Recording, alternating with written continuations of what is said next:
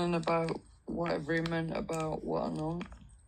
All right. Did you go out last night, Snowy Chloe's bitch, Chris? It's whatever? Chris. Huh? It's Chris. Oh, that Chris. Yeah. Sorry, I didn't see the picture. I just seen the glasses. Hi, Chris. Yeah, so I've got a story for everything, honestly. If you mention one word, I could probably bring a story to it. Chloe Proctor.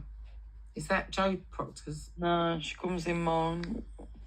We both, her and Mary said that the one day. Isn't that weird? Because she spells it exactly the same way. But Mary went to Jamaica yesterday. Who? Harry Hall? No, Mary, as in Joe's sister. Oh, did she? Yeah, for her and her wife's anniversary today.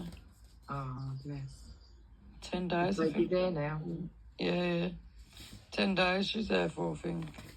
Why do you think people get so lucky in love? I don't know. My tablets have kicked in now, all painkillers are kicked in. I'm like, Go and have a sleep then. Yeah, I'm going to in a minute once I finish this bag. Why do you think people are lucky in love? Do you think I hear stories on here all the time that, I met my husband, fell in love, and we live happily ever after. I'd love to be like that. Always meet knobheads. When I look back now, you need to update me on what we were talking about. Do what? You need to update me on Yeah, we'll do. It's nothing. Still the same. Still fucking drama. Do you know what? Every time I listened to it yesterday, I was like, fuck, I'm so glad I'm out of that. Fuck me. Nothing's changed. No, not Ian. Oh, that other one. Yeah. Yeah. No, don't bother about that. It's fucking waste, man. Just full of bullshit. Yeah, I always, like, from the age, when did I start first dating? I met Mark when I was 19 and lost my virginity from 19. From that day to 54 now, 2024, I don't think, with my hand on my heart, I've actually met one nice, genuine man. They all say they're genuine. They all say they're nice. I'll treat you like this.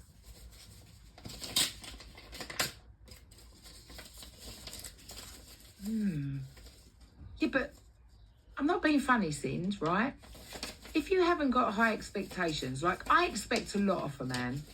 Not financially, but I expect a lot.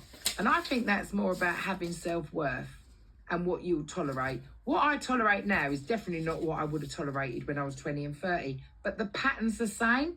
So how do you change the pattern? When people go, oh yeah, change your breed of man. They're all men. All these men, I don't know, they're always lovely at the beginning. Like, how many times I've been around the world and back again? Look, only 2 days ago, I'm sitting in some fucking geezer kitchen saying he's taking me to the Maldives, Antigua. In my head, I knew it weren't going to happen. Why do you think I took Rebel with me the other day? Yeah. You know, obviously, Lou and Cindy know the real story. But, you know, why do men promise you the world and give you nothing? Like, I've always met waste men. They've always got mental health problems. They've always got drug problems, drink problems. My first husband was a drinker. My second husband was a cheat. Like, what? Are they just all men are like that? Surely there can't be. Well, I'm dropping down because my tablets are kicked in. All right, darling. I'll speak to you a bit later, yeah? Love you all. See you later. Yeah. Oh, yeah, the bloke that did your lunch, he seemed nice. What happened to him? He wasn't. He was just a liar. And that alcoholic, he's a drinker, mate. Just full of shit. Like the lies that were coming out of his mouth about Maldives, Antigua. And obviously I'm sitting there and like just lapping it up on a live. And I'm thinking someone's going to even notice it in a minute. And obviously I was with Rebel and Rebel knew what was going on. And every one of you girls were going, oh my God, he's so lovely. And I'm thinking, in my head, I'm thinking, shit, they're even falling for it. But we did that for a reason. And I can't tell you what happened the night before. I just can't tell. Nothing sexual, by the way. But it made me feel sick. And I said to Rebel, please, you need to come and see something and see if it's me being a little bit Like, look, Cindy knows. But is it me being too fussy? And as soon as Rebel walked out there, she went, nah, mate. She went, definitely not. Yep, I did. I was thinking he was chatting bull. You would rather they didn't promise nothing. Exactly. But they all promise you to... How many times I've been around the world on fucking maps and Google? How many times have I had people go, oh, my God, you're perfect. I think you're amazing. Yes, I fucking am amazing. I really am. I'm not bigging myself up, but I am a fucking catch. I'm quite attractive. I can dress nice. I can go to the nicest places. I can eat like a lady. I can swear like a fucking slag. And I can just be wherever I need to be and behave like I need to be. You can put me in a royal family and you'll think I've been brought up that way. Exactly, Cindy. And I think these men, you can see them a mile off, mate. They tell you they love you in a week. I'm not joking, right? I had someone only a few weeks ago going, I'm going to fall in love with you. What? I go, really? And I play the game. I shouldn't really play the game. I do play the game. And I go, yeah, I feel the same. And you can see their face going, but you play the game. And I go, yeah, we've got like this special connection, haven't we? And they're like, yeah. And you know what they're thinking, don't you? She's falling for it. So I just played a stupid game, mate, the long way. And if I fancy them, I may bang them. If I don't, it ain't no big deal. But I know exactly how a man ticks. I fucking know him better than he knows himself sometimes. Why do they do it? Because, Eggy, there's only one thing that a man wants. Men can have sex with you and have no connection or emotion to you and empty his Santa sack and he can walk away and have no feelings. I don't care what you say about any man. In a man, the word love. Look at Richard, the way he threw love about. I love you, I love you, I love you. No, you didn't. We all knew that from the beginning. Do you know what? I'm going to be completely honest with you now because you know I say things that can be true. Do you know what he used to do? He used to go, can I stick it in you? Used to make me feel sick. And that's basically, and the girls will tell you, I've got like recordings of conversations at the end, what we've had. And he's like, can I stick it in you? Mm-hmm. Like, what man says they love a woman and then, like yesterday, I spoke to him yesterday for a couple of hours on the phone. And I said to him, I don't love you anymore. I do not love you anymore because of what you've done. Do you know what he said? What have I done?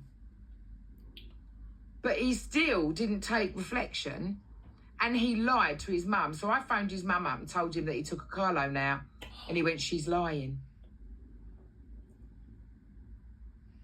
It's disgusting. It is absolutely disgusting. And his uncle is still following me on a live and going back to his mum and telling his mum what I'm doing. And then his dad pulled him and said, did you get a loan? He went, no, she's lying. And made me out to be a liar. And apparently his dad's paid that loan off now so that he's out of debt. But he's going to do it again. He should remember what he's done. No, he doesn't. Because he said to me, I'll let you listen to it. Because I screen recorded it last night. And I sent it over to the girls. He went, I've done nothing to be sorry for. I don't need to say sorry for you. I sent it over to the girls. He said he'd done it on a voice note. There's no need for me to apologise. I've done nothing wrong. And I went to the girls, wow. He has no idea what he's done. And he's like, tell me what I've done. No. But now he thinks he hasn't done anything wrong because I haven't told him. So if you don't know what you've done wrong to somebody, you've severely got something wrong with you. You lied to your mum, told her I was lying about the money, and they believed you, made me look a liar. You've gone to the trolls, Wibble Wobble, and gave her text messages. You've gone to Cheryl and done... Hold on. You've not done anything. And I can't forgive that. So I'm moving on. He told me that he'd finished with me and never wants to speak to me again, and told me that I was the liar, that I borrowed that money off of Mark and I never paid it back, because that's what Cheryl and Sonia told him. And That's what Mark told them. But what they didn't say, which I can't say, is something else, which Cindy actually put me in the shit for. But anyway, it happened what it is. And that person confronted that person, and that person ignored it because he was caught out. But I didn't get, I'm sorry, it wasn't you that was lying. Yeah. I never got the sorry. They did. Oh, I'm sorry, it was Sasha that was lying. I never lied. But I swear on my life, I never lied. Not once did I lie. But they lied and then made me look bad. But what I didn't do is jump up and down and start screaming and shouting and going, I never. Because if I know I've done something, I'll just sit back. Because the truth will always come out in the end. And it does. Promise you, girls, don't ever defend your corner. Sit back. And then people will realise, little bit by little bit, actually, you know, we've had a fine example of someone coming in my life, won't mention her name, saying, actually, I made a mistake. That's where you become the better person and go, actually, I made a mistake and I am sorry. And you could tell that girl was, she meant that. She meant that heartfelt. I got another called Lisa Welsh. She's saying sorry to me behind closed doors in my DMs. She's not coming publicly and saying it. And then in the next phrase, what she's doing is blaming fat freaks, blaming Kerry, going on tattle, still reading. So you're not actually sorry for your behaviour because you're still doing it. At least Sharon's not doing it anymore. Telling me, be careful of her, watch her, she's done it to you once, she'll do it to you again. No. Lisa, you're messaging me, DM, not stepping publicly saying sorry, and then you're also blaming other people and still watching it and still commenting on it. And then still messaging my friends saying, go and look at Fat Freaks. So what? I don't care what Fat Freaks is doing. You're still doing what you're apologising for. So to me, you're not manifesting any positivity. You're just doing exactly what you're saying you're not doing and then making it negative again. Go away. Block, block, block, block, block. On every account I've got, block, block, block, block, block. Watch her turn. Sit back. So you're not actually sorry, because when you've said sorry in my DMs and how really sorry you are, and at the bottom of it, the message, you're playing victim to Mrs. Barrel Cakes, you're playing victim to Fat Freaks, and you're saying it's their fault that you behave like that. No, you're not. You're behaving like that because you're still doing it 3 years later and still blaming Fat Freaks. Listen, leave Fat Freaks to do what he's got to do. Because Fat Freaks, everybody knows, only listens to one side of the story. He actually doesn't go to the other side of the story and go listen to the story. So, Lisa, leave my friend alone and keep messaging her with bullshit. She's not interested. She's not replying to you. Exactly. It don't hurt me though, Cindy. You know, I'm a hard-faced cow. But that Welsh Lisa is blaming everybody apart from herself, where she should be taking responsibility as a full of grass grown-ass woman, like Sharon did, stepped up. And you know what? If she does it again to me, Sharon, it's not my problem. But I generally think that she could be possibly telling the truth and mean what she says. I think she probably is. But if she isn't, that's not about me being vulnerable and being gullible.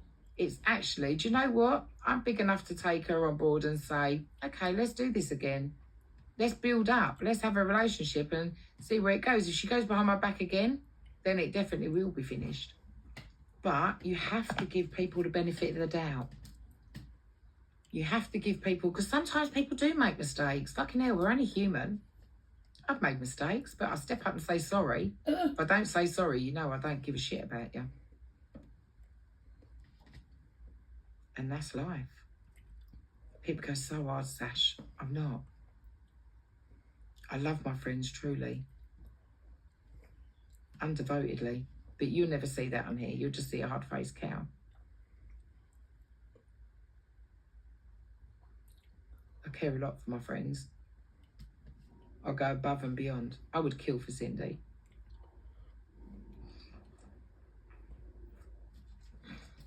Hey, hey, hey, Mazza. Oh, bless you. But we don't have to show our relationship every Friday. People go, oh, yeah, you're going to chuck each other under the bus. We don't have to show you what we do. I don't have to say to you, I'm going over Cindy, so-and-so, so-and-so. No one knew Cindy was coming over last night. Because our relationship's private.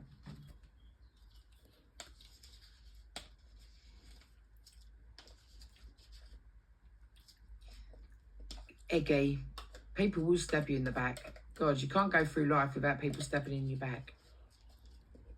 It's how you deal with it. I think, give them a second chance. If they do it again, then you're done. Give them a second chance, you got to. Nothing, Mazza. We're just talking life in general.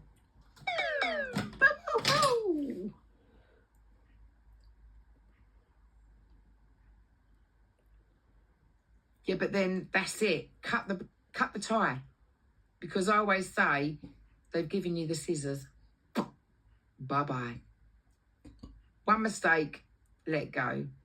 If they do it again, 100%, let go. Fucking let go. Don't ever bring them back in your life. But don't be nasty as well.